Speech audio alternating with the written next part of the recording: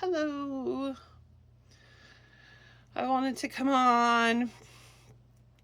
And first off, I'll say sorry. I've been MIA for the past couple weeks. I've had a lot go on. So, first off, go for what I've got right now here is a baby blanket I'm working on. I'm working on a few baby blankets right now. Oh my. um, People be having babies, which is beautiful. People be having babies. But in my life, which again, blessing, wonderful, so happy, but I have been dealing with quite a lot right now. First off,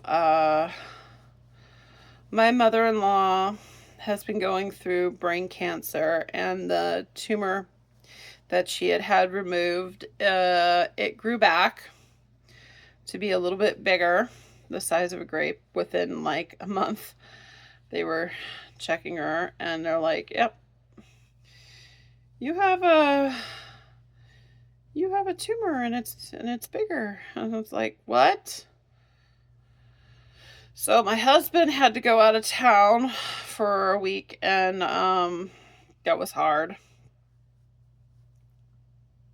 Um just plain exhausting to have everybody on. And I had also had my aunt pass away. So if y'all are the praying type, please pray for my mother-in-law or send her good energy. If you're that type, I don't care. It's not going to be a real long stream today because I'm just busy beyond going through all this stuff, and I've been going through intense therapy right now, trying to better myself, become a better parent. I am currently reading 3 nonfiction books at one time. And look at me, I look like a wreck.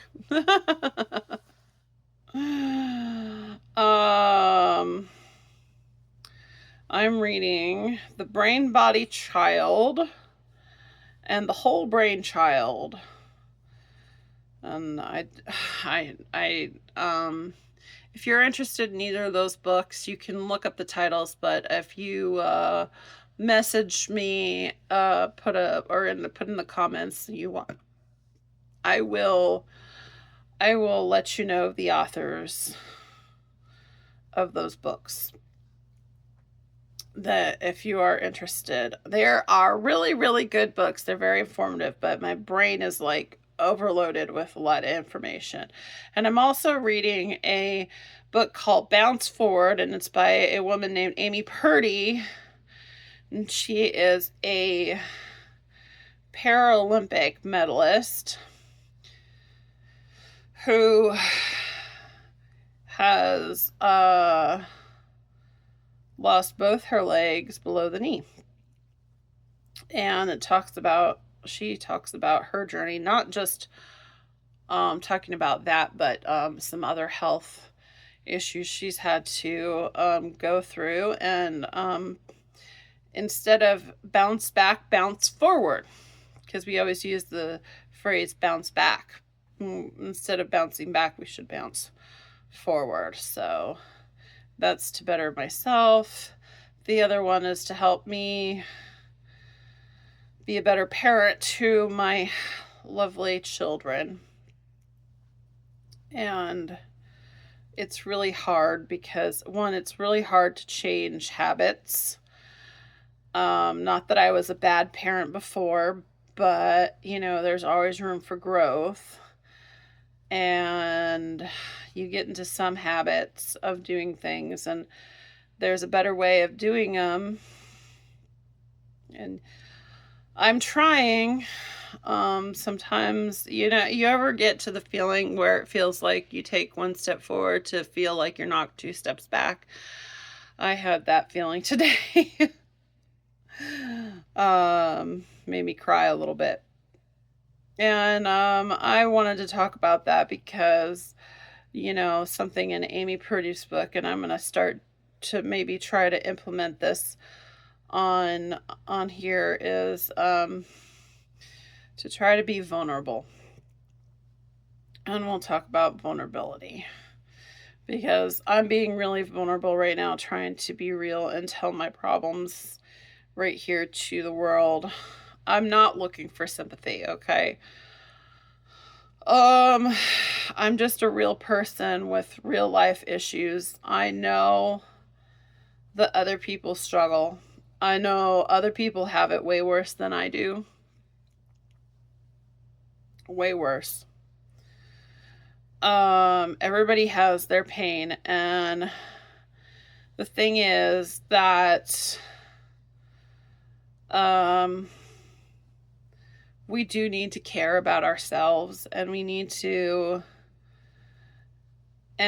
each other. But in order to get help, you have to care about yourself enough and care about yourself enough to know that other people, you're willing to be there for other people, but other people are willing to be there for you. So you reach out, and there are people there that are willing to help you. I struggle with depression and anxiety, among other things. I'm neurodivergent. I have ADHD, and cards up onto whether or not I have, whether I'm ADHD. Odds are probably. If we look at my family. If we look at, and I'm talking about my immediate family. My husband, my kids are all ADHD. An ADHD means autistic with ADHD. And then there's probably some amount of trying to find the word where you bounce from high to low. I can't remember, because my brain is a little bit wacky. So I'm being vulnerable. Reach out. You're not alone. Trust me when I say you're not alone. I'm not alone. I have to remind myself of that quite often, because I have a brain that likes to tell me that I'm alone. But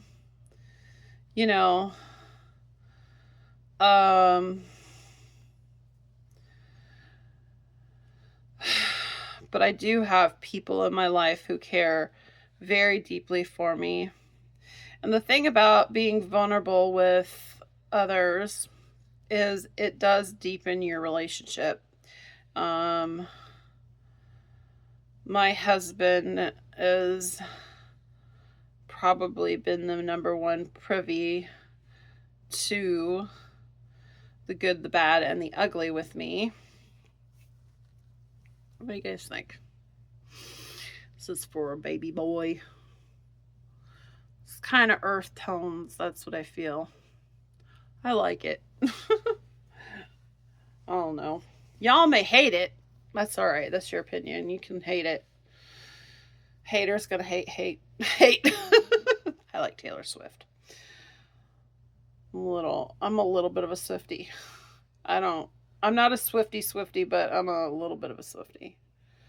Like, I can't name any. I can name some of her albums, but I can't, I don't have a favorite one, and I don't own any of her albums. Now, my little girl, on the other hand, she is definitely a much more of a Swiftie. She hears Taylor Swift, she's like, Taylor Swift? She watched her Eras tour on Disney and she just loved it. She was just like, woo. And I'm like, this is pretty good. So I'm like, call me a half Swiftie because I like her music. I really like her music. It's just I'm not all out like, ah. Anyway, back to that at hand. But you can use music as definitely a outlet for help. The other thing I find is my faith is a big outlet for me and my struggles. My faith in Jesus Christ. I don't know what you believe, and I'm not trying to force anybody to believe in anything, but like I said in the beginning, that is part of who I am, and I can't deny it. And if you are moved by it, then you are moved by it. And if you want to ask me any questions, you may ask me questions. You may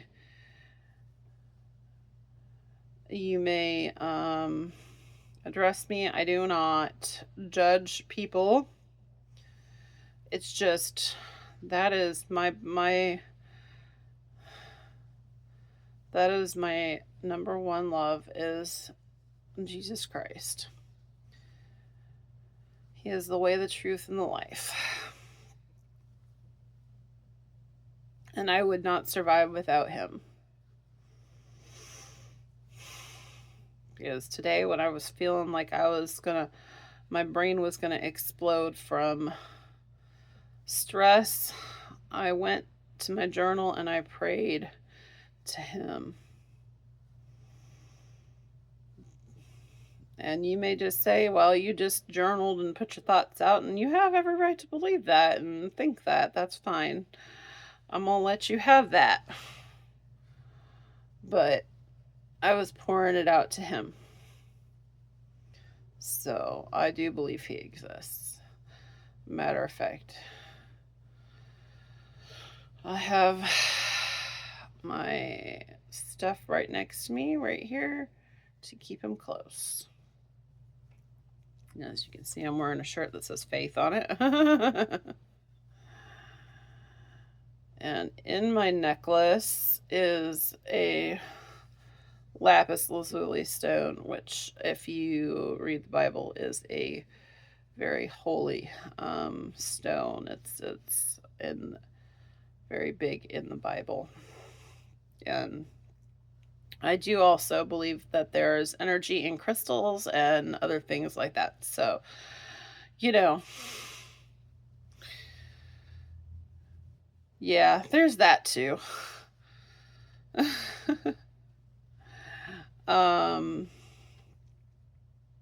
But the point is that if you let your vulnerability out, it can deepen your relationship with somebody, and you'll find more intimacy, and you can find more love with your person. And I mean your person. I don't mean just anybody, because not just anybody, and just anybody is not. And I mean your person, your partner, your safe person. They see the good, the bad, the ugly, the person that's not going to judge you. Your safe person. And I know most people have a safe person. And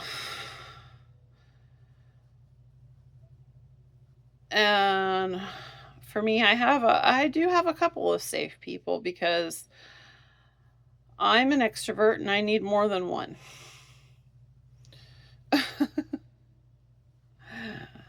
As silly as that might sound, but I have to bounce things off people, and I bounce ideas off of others. So anyway, I don't know, next week we might tackle anxiety, depression, mental health is a big deal to me. I believe in healing, and that mental health is big, and the start of healing, the start, and that could be your therapist if you have a therapist, is who you're vulnerable with. But I believe, well, I believe everybody needs a therapist. If they don't have one, and hopefully they can get one. Not everybody is lucky enough to be able to have a therapist, unfortunately. If you're in America,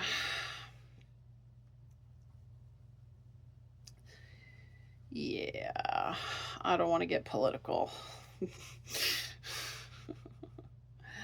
I don't want to go there. And we'll be partying in a bad way. But that could be your safe person to be vulnerable with. I know I'm very vulnerable with my therapist. I'm probably more vulnerable with my therapist than probably just about anybody, because she is one of the safest people I can be with. She knows everything about me, and I let her see every side of me. So, you know. But I think the start of helping to heal mental health is by finding your person and letting them, and being vulnerable, really, truly vulnerable. And if I weren't using my phone right now, I'd Google it. But Google vulnerable or vulnerability, and see what it actually has to say. I should have done that beforehand. But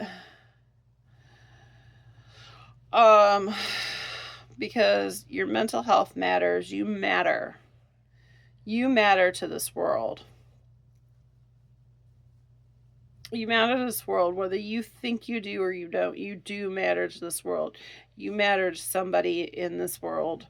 Trust me when I say you do, because my brain likes to tell me that I don't matter a lot, and I know that I am told by other people who I am vulnerable with that I very much do matter in this world.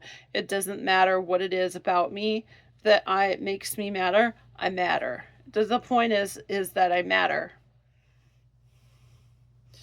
So you matter in this world. You're in this world for a reason. Believe that you're in this world for a reason. I don't care if you're an atheist. You're in this world for some reason.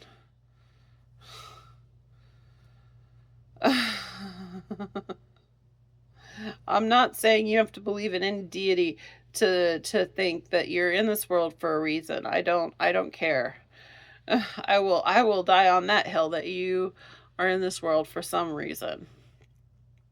Anyway, that's my TED Talks for today.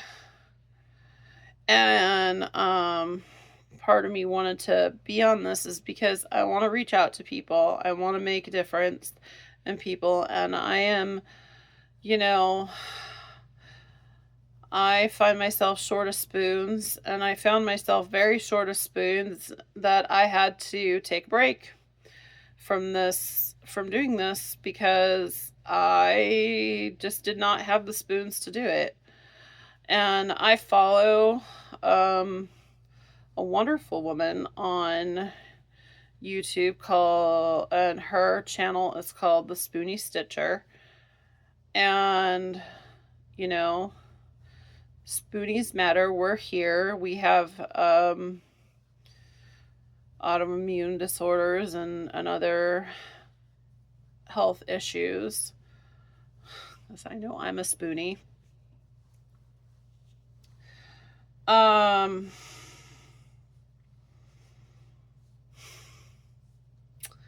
But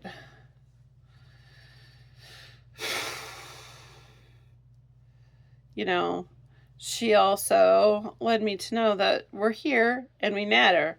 Even if we can't do everything that everybody else can, we're still here. We're still present. We're still doing things, you know. Here I am. I'm creating lovely artistic pieces of artwork in baby blankets for people that you know, the woman I'm making this one for, I don't know her very well, but I care enough about her to say, "Hey, I want you to feel cared about enough that I'm making you a baby blanket." Her baby is probably coming out in the next couple of days. So so hers is priority. So I'm kind of trying to make hers priority. It's kind of like more than half done. So I'm getting there. I'm getting there.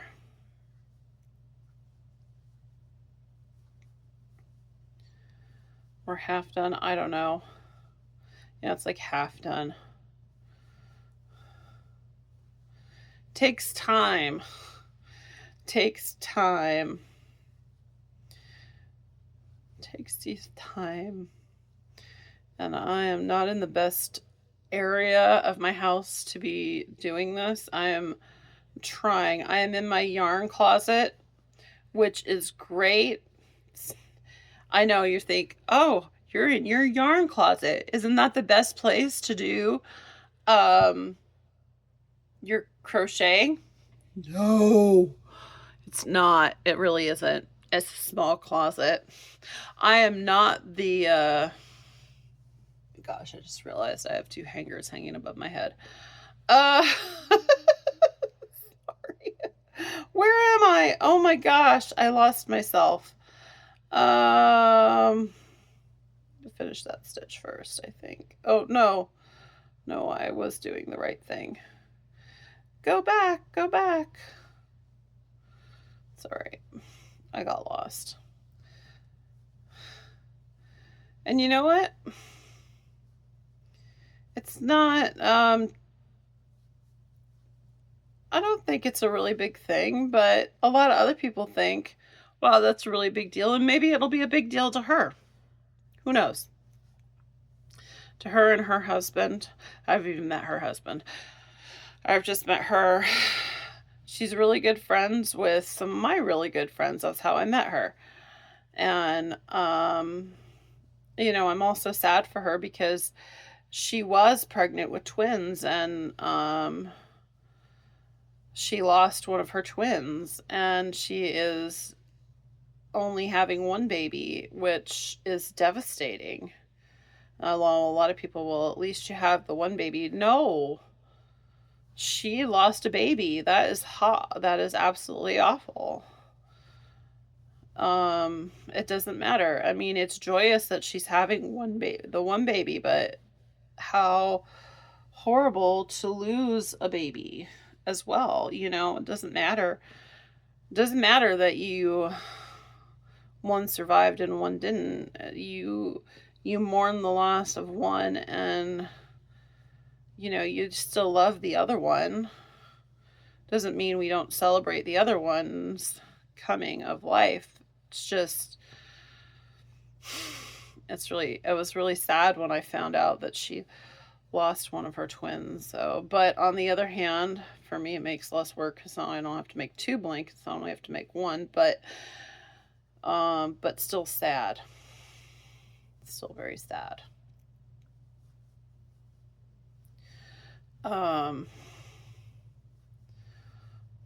So anyway, you know, maybe it won't mean a lot to her, but it still means a lot to me to do it because for me it's like a ministry. A way I'm reaching out to people to tell them that, hey, I care about you enough that I made you a blanket for your little one. I care enough. I don't have to know you very, very well. I don't have to. I know a lot of people be like, why didn't you just make a hat or something like that? I don't know. I like making blankets, okay? A hat or a lovey or something easier. I don't know. I like making blankets. I've always liked making blankets. I've always made baby blankets. I can make hats. And yes, I can make hats. Never really made a lovey. I can make a lovey. I'm sure I can. I just never made one. But I don't know. They're so pretty, and I like the thing I like about making baby blankets is you can make them like colorful and nice, and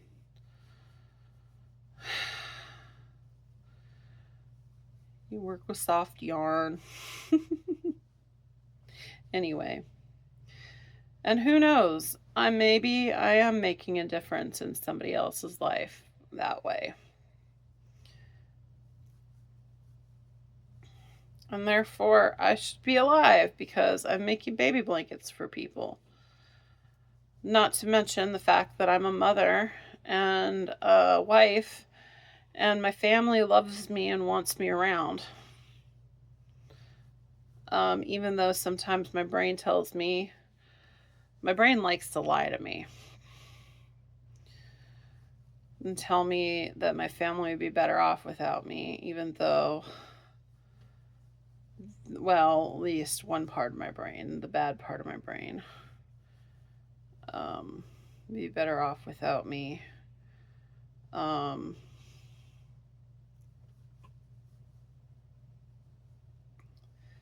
That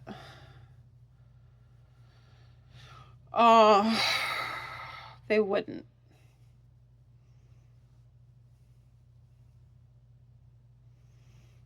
That, and my belief in God is that He created me. He created me to be my husband's wife and my kid's mom. So, must be for some reason. Some good reason, I'm sure. And they love me. I love them. I love them dearly. So, anyway, instead of me rambling on like this, that's my experience.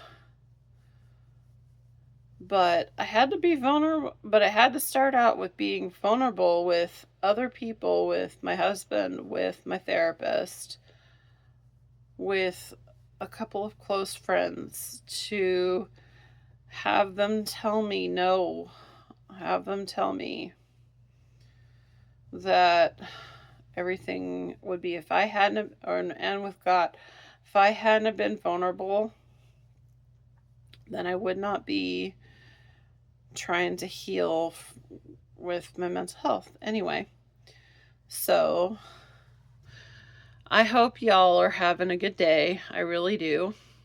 And I'm going to end here, and I hope you continue to have a good day and you have a good week, and hopefully I will come back Friday and try to read some more of the book I've been reading. So until we meet again, bye.